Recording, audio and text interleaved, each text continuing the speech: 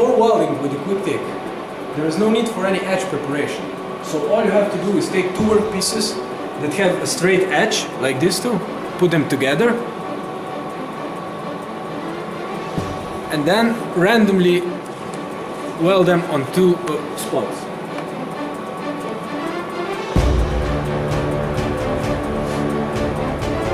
As you can see, there is no need to leave a gap between the workpieces. Quicktig flux contains alcohol, so it is important that you leave the material for a few moments so it cools down and the material is not heated. In the meantime, you can set the parameters on the robot.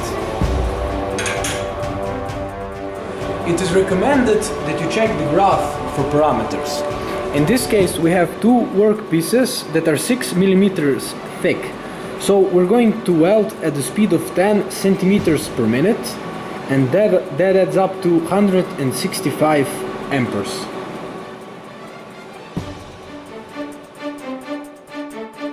Now we can start the welding process.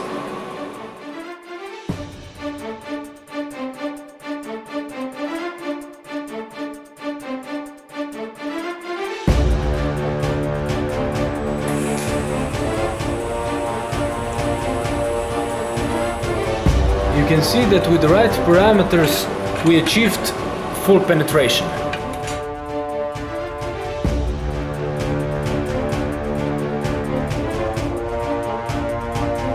We were welding without any filler material, but if you use filler material, it is essential that you use higher amperage while welding. Here you can see the three examples of the weld.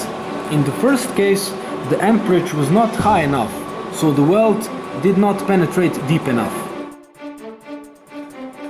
And here you can see what happened when we use too high amperage.